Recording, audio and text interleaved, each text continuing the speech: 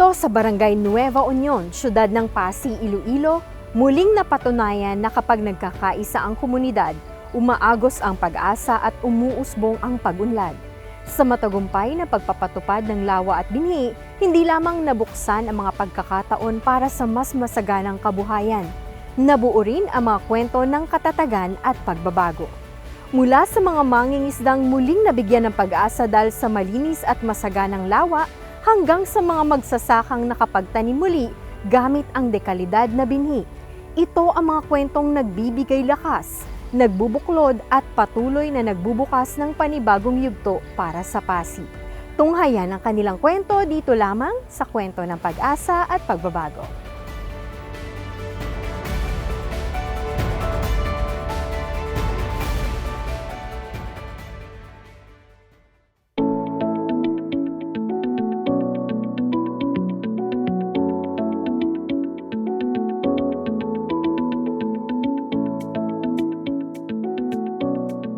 Humigit kumulang 2 oras mula sa lungsod ng Iloilo, matatagpuan ang isa pang syudad.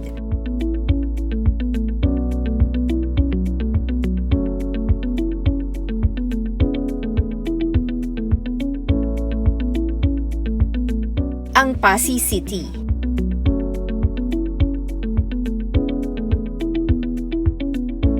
Sa gilid ng daan patungo roon ang kilo-kilometrong tubuhan at sagingan. Mayroon din silang pinyahan. Ito nga pala yung talagang ipinagmamalaki nilang prutas dahil sabi nila, napakasarap daw nito.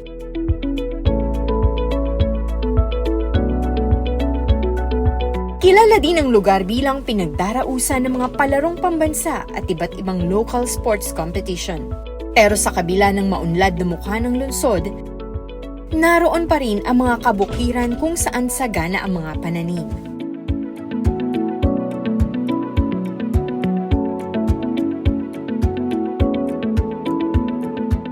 Binisita namin ang Barangay Nueva Union upang makita ang bunga ng proyektong Local Adaptation to Water Access and Breaking Insufficiency Through Nutritious Harvest for the Impoverished o LAWA at binhi ng Department of Social Welfare and Development o DSWD. Nag-training kami for 3 days. Nag-start kami gumawa dito ng lawa namin. Pagkatapos ng 20 days na paggawa ng lawa, yun binigyan kami ng galing sa DSWD ng 9,600 para doon sa paggawa namin ng lawa. Dito po sa Nueva Union, meron po kaming 50 na beneficiaries. Nag-start po kami ng training, 5 days. Bali, yung work po nila is composed of 15 days, kabuuan ng 20 araw. Kami po yung nagbibigay ng technical assistance, nag-provide po kami ng mga training para po mas lalo po nilang maintindihan kung ano po yung kahalagahan ng project.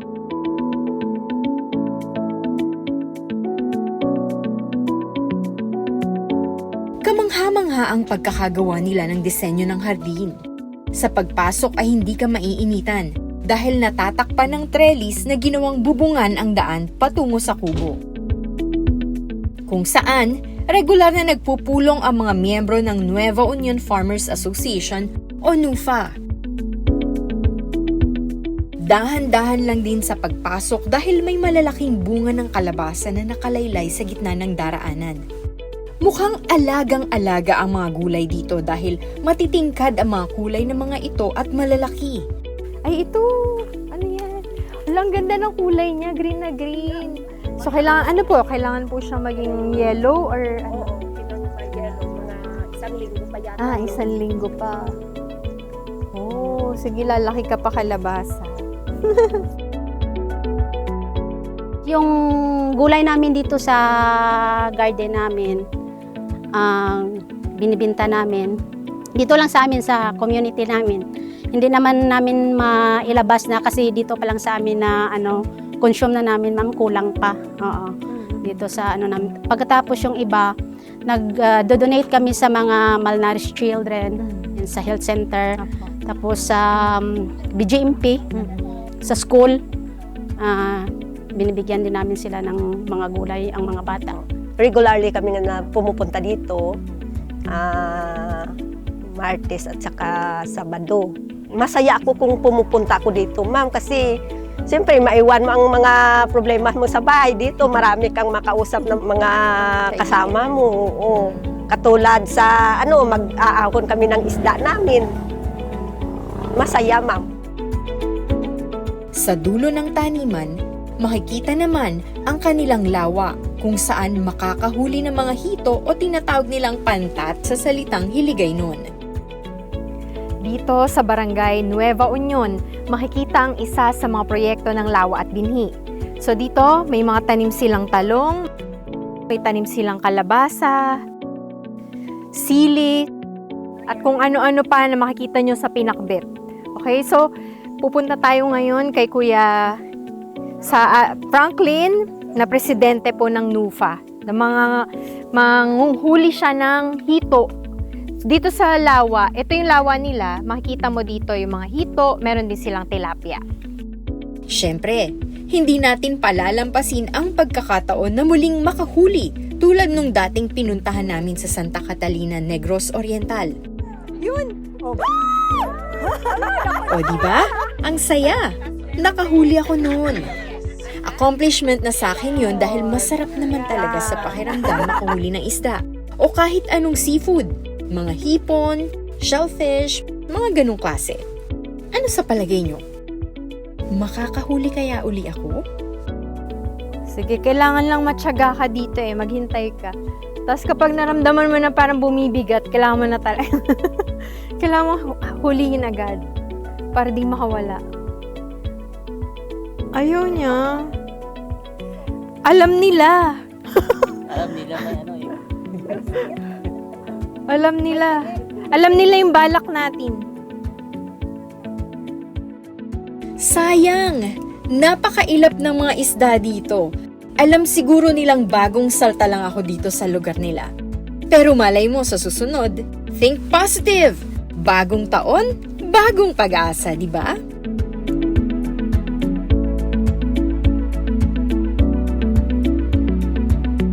Kasunod nito, tinulungan ko sila mag-ani. Ito yung mga pipino na hinarvest namin dito sa garden ng NUFA Association. So, meron kaming mga mga 2 kilo na ito nakuha namin. So, mga iba-ibang variety, may iba bilog, may iba pahaba. Pwede na sa salad o kaya lagyan nyo lang na suka, di ba? Masarap. Fresh and healthy.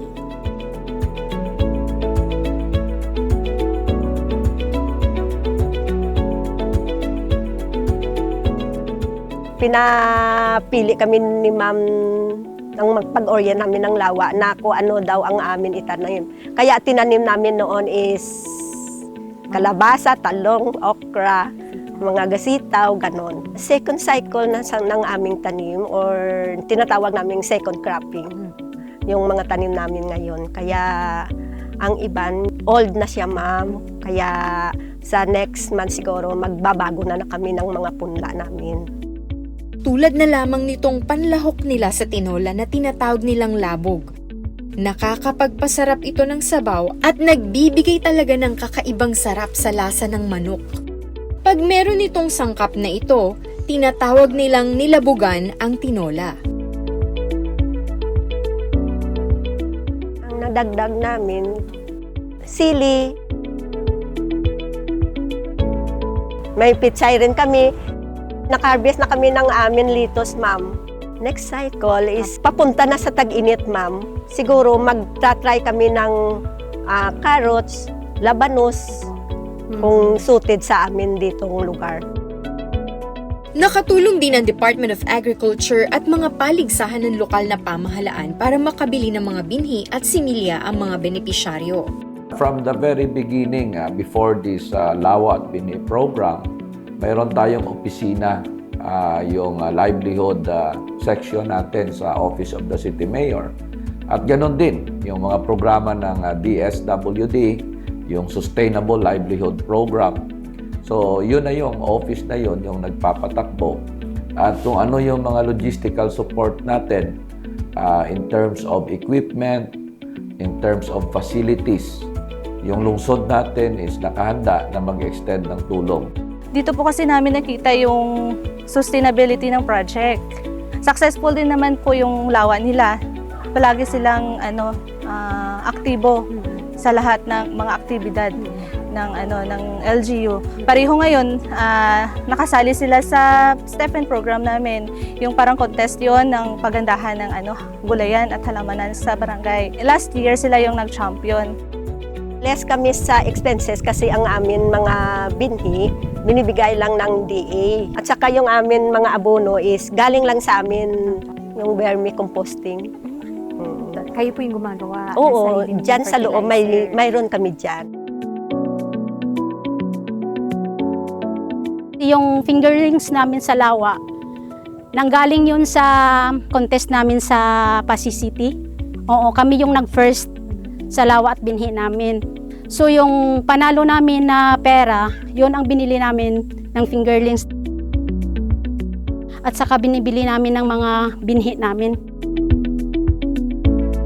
Layunin ng programang Lawa at Binhi ng DSWD na tugunan ang kakulangan sa tubig, palakasin ang produksyon ng masustansyang pagkain,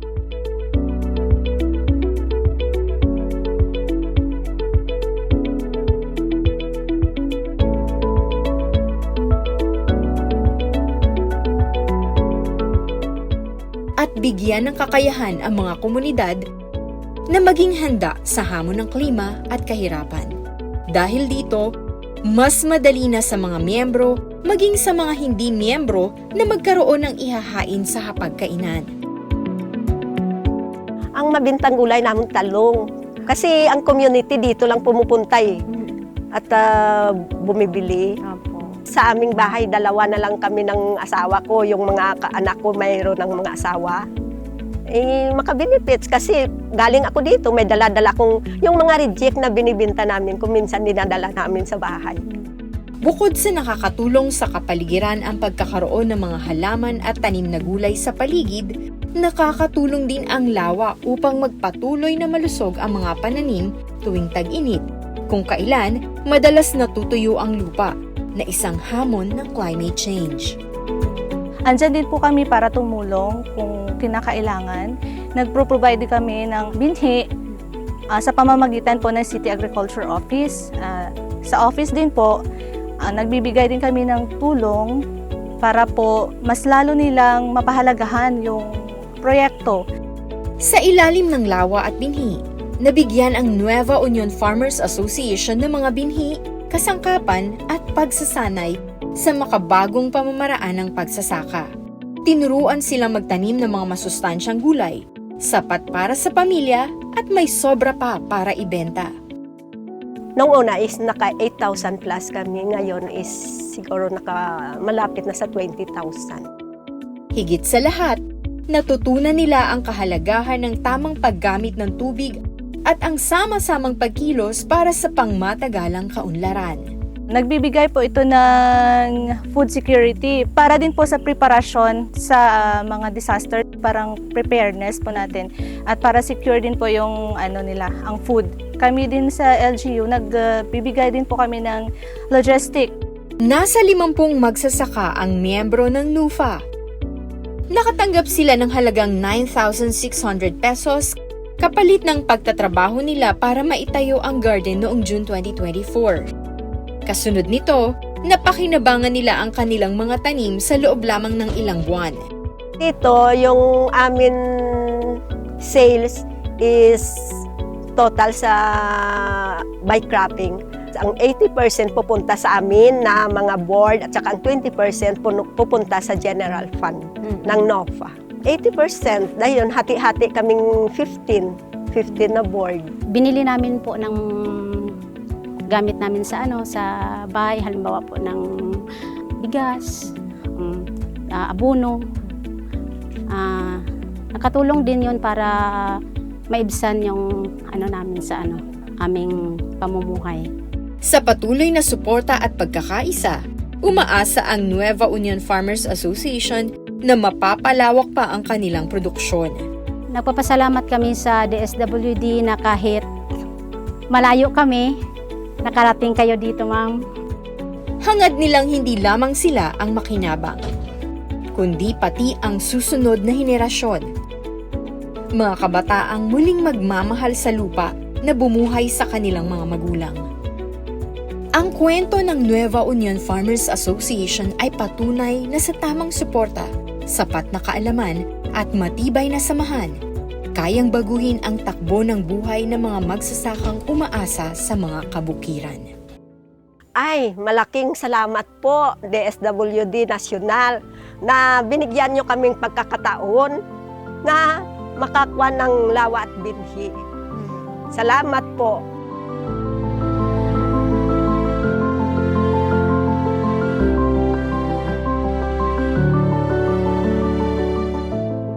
Salamat kasi ako sa personal enjoy talaga ako dito. Thank you, ma'am. Yes, ma'am.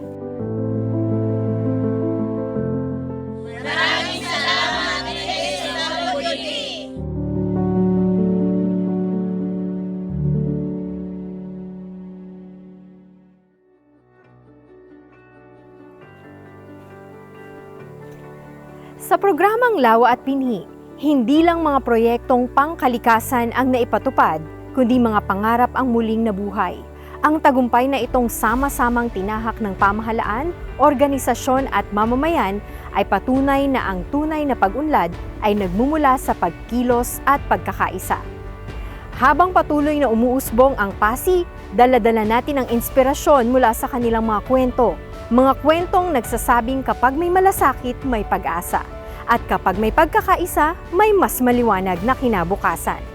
Ito ang Lawa at Binhi, mga proyektong hindi lang nagpapatubo ng ani at kabuhayan, kundi nagpapatatag din ng pangarap at komunidad. Naway nabigyan namin kayong muli ng inspirasyon sa araw na ito. Ako po si Bianca Piedad Tamundong ng DSWD Traditional Media Service na nagsasabing sa bawat hamon ng buhay, ang DSWD ay patuloy ninyong magiging kaagapay. Hanggang sa susunod na Martes, abangan po ninyong muli ang isa na namang kwento ng pag-asa at pagbabago.